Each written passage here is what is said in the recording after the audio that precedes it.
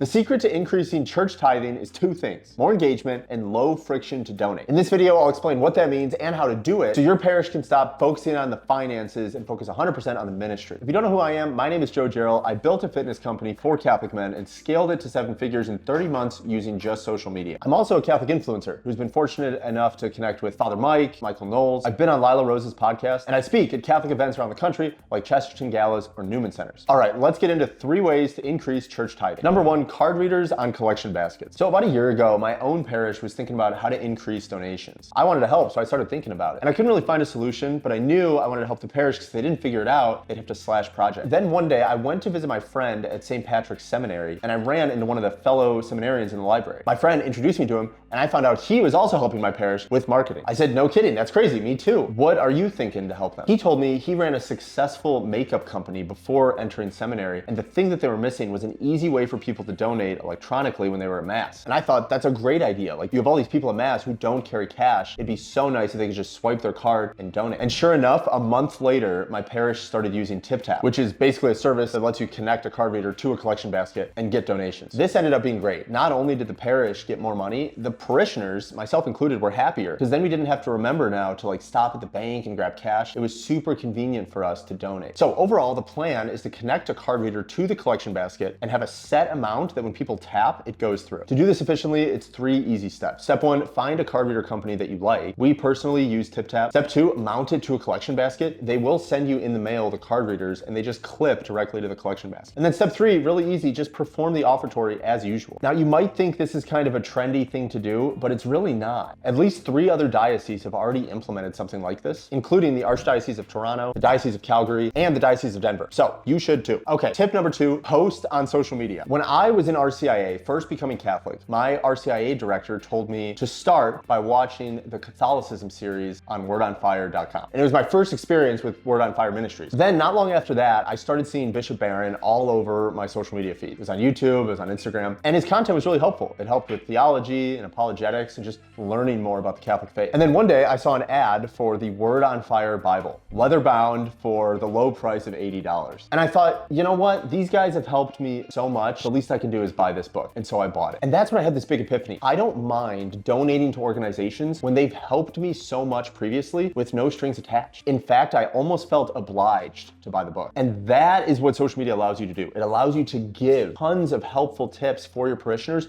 for free. And then if you ever ask them for something, whether it's attending Mass, singing in the choir, or yes, giving, they're way more likely to comply. I've implemented this in my own businesses, like this video, yes, to increase revenue, but also just because people are generally just happier if you've helped them so much in the past for free. Now, if you're wondering what to post on social media, you don't need to stress. I've helped a bunch of parishes with this. I've actually created a 4-step plan specifically for Catholic churches to post on social media. I call it the HALO framework. H stands for homily clip, A stands for activity, L stands for local follower ads, and O stands for outreach. Let's break them down quick. So why clip homilies and post them on your social media? Well, when I first started, I was trying to figure out what Catholic parishes should post on Instagram because I was helping them. And so I started doing research and I found a bunch of successful parishes on social media. So I started researching what they're doing. And I realized every single one of them was doing something the same, which was clipping homilies and posting them on their feed. I actually DM'd one of the pastors and I asked him why they do this, and he gave me a really simple answer. He said, it's a way to give spiritual guidance to anyone that's watching. In other words, they're giving free value. So we applied this strategy for a parish with a brand new Instagram account and gained 100 local followers in less than a week. And mind you, this is without the pastor having to sit down and create any extra content. Now, if you're wondering how to clip the homily and post it, here's a really quick 3-step framework. Film the homily with audio, hire an editing clipper, someone whose job it is to clip up long videos and post them. And 3, post one every day of the week. For one homily, you easily can get 7 30 to 60 second videos. Okay, part 2 of the HALO framework is A, activity. Facebook and Instagram don't reward posts with long text and JPEG images of the bulletin. What they reward is human interaction. So we want to see pictures of people smiling, videos from events like a bake sale or something, the young men in the parish who are going to seminary. All of those things show activity at the parish, and that is what people engage with. Number 3 is local follower ads. This is kind of unique, so I want to tell a quick story about it. When I helped my first Catholic parish with social media in 2026, I did it completely for free. I said, if it works, great. If it doesn't, you lose nothing. They agreed, but the parish had no Instagram page and a dead Facebook page. I started posting videos, but growth was pretty slow. It seemed like something was missing. And then it hit me. I ran follower ads for my business. Why not try it for the parish? So one night I put a post together, I launched the ad and I went to sleep. By the morning, the page had gained over 200 local followers in less than 10 hours. Overnight, the parish had an online presence. And so I realized parishes don't need to just pump out content constantly. They just need the right following. So when you run your first local follower ad for the parish, remember these 3 golden rules. Run it in a 20-mile radius of the parish, include a picture of the parish, and put text on it that has a clear CTA that says follow the parish page. All right, step 4 of the Halo framework is outreach. When I was first trying to get clients through social media, I did what everyone does. I DM'd all my followers. Now, this didn't work, and I knew I had to figure something out quick or I'd have to go back to school, which I didn't want to do. So I started studying people who actually knew what they were doing. And that's when I came across a man named Cole De Silva. He had over 500,000 followers on Instagram, and he kept saying the same thing. Stop living in your DMs and ask people to join your program on your story. Now, I didn't have any money, so I thought, what can I lose? For my fitness business, I posted a simple story that said, hey, Catholic men, does anyone want to join our program? By the end of the day, 327 Catholic men voted yes. And that's when it clicked for me. People don't want to be pressured in the DMs being asked to do something. They just want an easy decision. Open a story, tap yes or no. And once I started asking on my stories, everything changed. I made money, yes, but what I found was a predictable way to move my audience to action. So when you ask your audience on your stories, always make sure you have these 3 things: a call out, the event info, and a call to action. That's the Halo framework. Just follow that process and you'll have tremendous engagement on social media, just like all the other parishes I researched. All right, the 3rd and final tip is to use modern donation links. Nobody is going to the website and clicking an e-bulletin link, so I'm gonna show you how to do it in 2026. The way I figured this out was one day I was scrolling on social media and I came across a post from Live Action with Lila Rose. They had made a carousel post about donating for the pro-life movement, and the call to action was to comment life on the post if you wanted to donate. I did, so I commented, and as soon as I commented, I got a DM from them with the donation link. I clicked on it and it immediately brought me to a page to select the preferred donation amount. I could just click 20, 40, 60, whatever. And then I clicked submit. It took 30 seconds. Now here's the crazy part. I kept giving to Live Action for 18 months, mainly because I forgot about it. So for a $50 donation, over $1,000 in total, literally from a 20-second donation experience. That's when I realized if you want more donations, you want to have low friction, not some e-donate link buried on a website from 10 years ago. So here's the 3-step framework to always make sure your donation links have low friction. Number 1, mobile is king. It's got to be easy and smooth on the mobile phone. 3.5